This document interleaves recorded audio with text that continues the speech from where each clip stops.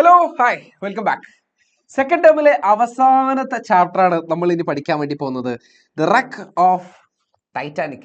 Benjamin S ഗീത്ത് എഴുതിയിട്ടുള്ള വളരെ സിമ്പിൾ ആയിട്ടുള്ള ഒരു പോയമാണ് നമുക്ക് നമ്മുടെ സെക്കൻഡ് ടേമിന്റെ അവസാനത്തിൽ നമുക്ക് പഠിക്കാനുള്ളത്. ഇത് നമ്മുടെ ജാക്ക് ആൻഡ് റോസ് ആയിട്ടൊന്നും യാതൊരു ബന്ധമില്ല. അപ്പൊ ടൈറ്റാനിക് മൂവി ഒന്നും ഇരുന്ന് കാണാൻ നിൽക്കണ്ട. This poem actually talks about the bravery and courage of captain Smith and his crew members. നമുക്കറിയാം ടൈറ്റാനിക് എത്രത്തോളം പവർഫുൾ ആയിട്ടുള്ള ഒരു ഷിപ്പായിരുന്നു, എത്രത്തോളം വലിയൊരു ഷിപ്പായിരുന്നു എന്നുള്ളതും അതെങ്ങനെയാണ് മുങ്ങിപ്പോയത് എന്നുള്ളതിന്റെ ഹിസ്റ്ററി നമുക്ക് ഓൾറെഡി അറിയാം. ഇതിനെക്കുറിച്ച് പറയുന്ന വളരെ സിമ്പിൾ ആയിട്ടുള്ള ഒരു പോയമാണ് ദ റെക്ക് ഓഫ് ടൈറ്റാനിക് എന്ന് പറയുന്നത്. സോ നമുക്ക് വളരെ കുറച്ച് കാര്യങ്ങൾ പഠിച്ചാൽ മതി. ഒരു 10-12 മിനിറ്റിൽ ഈ ഒരു ചാപ്റ്റർ പഠിച്ചു കഴിഞ്ഞാൽ നമുക്ക് ഈ ഒരു തലവേദന ഒഴിവാക്കാം.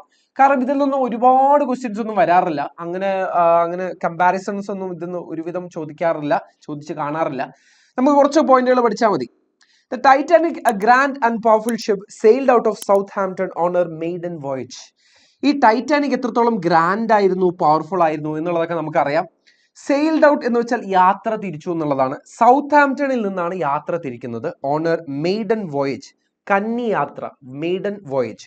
People on shore admired a magnificence and passengers felt secure about her. ഈ കരയിൽ ഉണ്ടായിരുന്നവർ ഇതിന്റെ മാഗ്നിഫിസൻസ്, ഘനഗാംഭീര്യത്തിനെ കുറിച്ച് അഡ്മയർ ചെയ്യുന്നുണ്ട്, പ്രശംസിക്കുന്നുണ്ട്. And passengers felt secure aboard her. Aboard എന്ന് വെച്ചാൽ ഇതിനകത്ത് കയറി ഇരുന്നിരുന്നവർ, അവർക്ക് എല്ലാവർക്കും വളരെ സെക്യൂർഡ് ആയിട്ടാണ് ഫീൽ ചെയ്തിരുന്നത്. ഇതൊരു അപകടത്തിലേക്കാണ് പോകുന്നത് എന്നുള്ളത് അവരാരും വിചാരിച്ചിരുന്നില്ല. പക്ഷേ death secretly guided the ship towards its doom and echoless shore. മരണത്തിനെ കുറിച്ച് ഇവിടെ പറയുന്നു. മരണം സീക്രറ്റ്ലി, വളരെ രഹസ്യമായിട്ട് ഇതിനെ എങ്ങോട്ടാണ് നയിച്ചത് എന്നാണ് ഇവിടെ പറയുന്നത്. And echoless shore. Echoless shore എന്ന് പറയുന്നത് അഗെയിൻ മുഴക്കമില്ലാത്ത ഒരു തീരത്തിനെ കുറിച്ചാണ് ഇവിടെ പറയുന്നത്. അത് അഗെയിൻ മരണത്തിനെ കുറിച്ച് തന്നെയാണ് ഇവിടെ പറയുന്നത്. A massive iceberg loomed in the North Atlantic and collided with Titanic. നമുക്കിത് ഓൾറെഡി അറിയാം എങ്ങനെയാണ് ടൈറ്റാനിക് മുങ്ങിപ്പോയത് എന്നുള്ളത്. ഒരു മാസീവ് ഐസ്ബർഗ്, ഒരു വലിയ പടുകൂറ്റൻ മഞ്ഞുമലയിൽ ഇടിച്ചുകൊണ്ടാണ്, കൊളൈഡ് ചെയ്തുകൊണ്ടാണ് ഈ ഒരു ടൈറ്റാനിക് മുങ്ങിപ്പോകുന്നത്. ഇത് എവിടെയാണ് ഉണ്ടായിരുന്നതെന്ന് ചോദിച്ചാൽ നോർത്ത് അറ്റ്ലാന്റിക് സീയിലാണ് ഈ ഒരു വലിയ പടുകൂറ്റൻ ഈ ഒരു ഐസ്ബർഗ് ഉണ്ടായിരുന്നത്. The ship began sinking rapidly after the impact. ഈ ഒരു ഇമ്പാക്ട് അല്ലെങ്കിൽ ഈ ഒരു കൊളിഷൻ നടന്ന പാടെ തന്നെ ഈ കപ്പൽ മുങ്ങാൻ തുടങ്ങി, സിങ്ക് എന്ന് വെച്ചാൽ മുങ്ങാൻ തുടങ്ങി. Captain Smith showed bravery, prioritizing passengers over himself.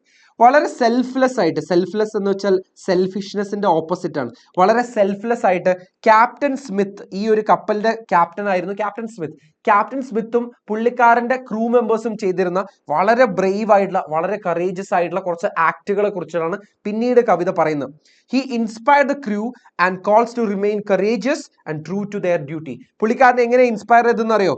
ഈ ഒരു ഇതിലുണ്ടായത് ക്രൂ മെമ്പേഴ്സിനോടൊക്കെ, അവരോടൊക്കെ കറേജസ് ആയിട്ട് ഇരിക്കാൻ പറഞ്ഞു, ധൈര്യപൂർവ്വം ഈ ഒരു പ്രശ്നത്തിനെ നേരിടാൻ വേണ്ടി പറഞ്ഞു. അതുപോലെ തന്നെ ട്രൂ ടു ദെയർ ഡ്യൂട്ടി, അവരുടെ കടമയോട്, അതിനോട് നീതി പുലർത്താനും അദ്ദേഹം ആവശ്യപ്പെടുകയാണ്. The crew ensured women and children were evacuated first. എങ്ങനെയാണ് ഈ ക്രൂ മെമ്പേഴ്സ് അവരുടെ ധൈര്യം കാണിച്ചത്, അവരുടെ ബ്രേവറി കാണിച്ചത്?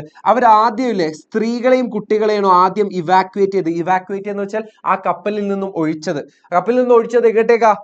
ലൈഫ് ബോട്ടുകളിലേക്കാണ്. Life boats were lowered, offering a slim chance of survival as the ship sank. ഈ ഷിപ്പ് മുങ്ങിക്കൊണ്ടിരുന്നപ്പോൾ, സാങ്ക് അല്ലെങ്കിൽ മുങ്ങിക്കൊണ്ടിരുന്നതിന്റെ V2 ആണ്.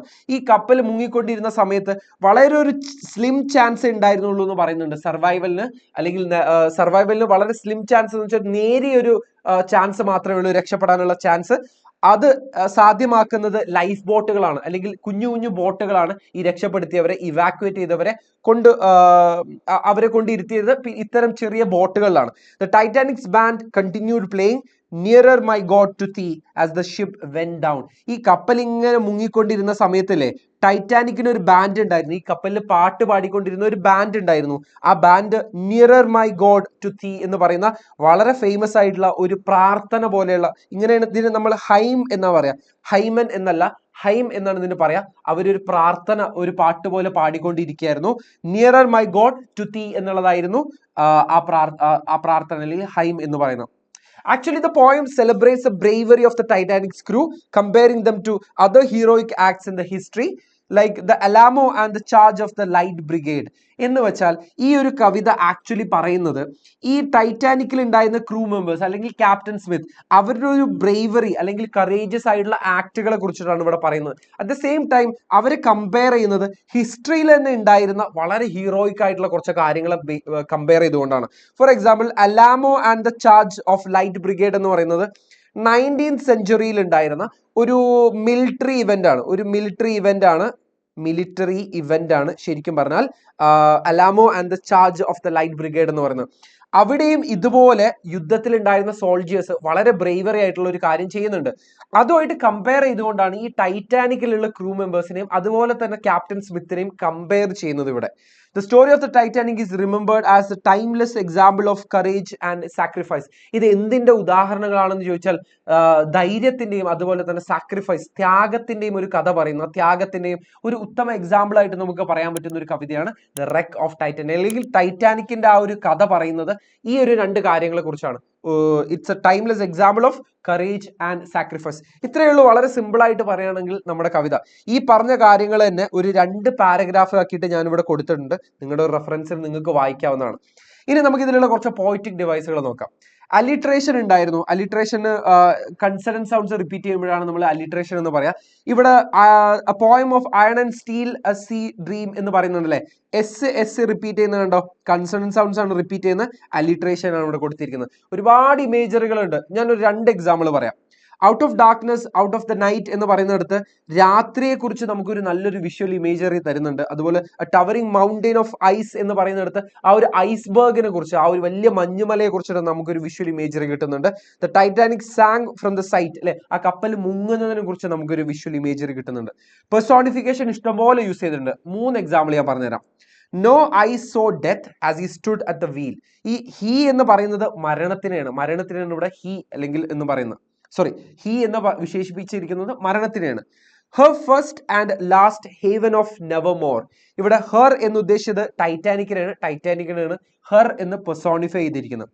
While her band, again her എന്ന് ഉദ്ദേശിക്കുന്നത് എന്തിനു തന്നെയാണ്, ഈ ടൈറ്റാനിക് കപ്പൽ തന്നെയാണ്. പെർസോണിഫിക്കേഷൻ ആണ് ഈ 3 എക്സാമ്പിളും.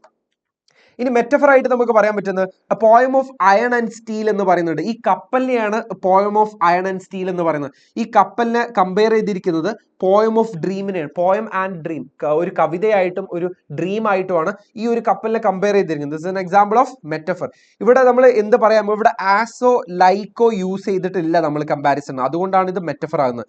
അതുപോലെ തന്നെ her first and last heaven of never more എന്ന് പറയുന്നുണ്ട്.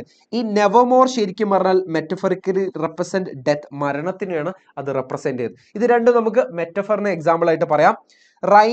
റൈമിംഗ് വേർഡ്സ് ആയിട്ട് സ്ട്രീം, ഡ്രീം ഇവിടെ ഒരു എക്സാമ്പിൾ ആണ്. സ്റ്റേൺ, ലേൺ എന്ന് പറയുന്നതും ഒരു എക്സാമ്പിൾ ആണ്. വളരെ സിമ്പിൾ ആയിട്ടുള്ള പോയമാണ്. ഇത്രയും കാര്യങ്ങൾ നമുക്ക് പോയറ്റിക് ഡിവൈസ് ആയിട്ട് പഠിക്കാനുള്ളൂ. ഈ ഒരു പോയത്തിൽ ഇത്രയും പോയിന്റുകൾ നമ്മുടെ കയ്യിലുണ്ടെങ്കിൽ ഈ പോയത്തിൽ നിന്ന് വരുന്ന ഒരുവിധം Q&A questions, elaborate, comment on പോലുള്ള ക്വസ്റ്റ്യൻസ് ഒക്കെ ഉത്തരം എഴുതാം. ഇത്രയേ ഉള്ളൂ. സിമ്പിൾ ആയിട്ട് പറഞ്ഞാൽ ദ റെക്ക് ഓഫ് ടൈറ്റാനിക് എന്ന് പറയുന്നത്. സോ നിങ്ങൾക്ക് മനസ്സിലായിട്ടുണ്ട് ഞാൻ പ്രതീക്ഷിക്കുന്നു. ഓൾ ദ വെരി ബെസ്റ്റ് മക്കളെ. Thank you.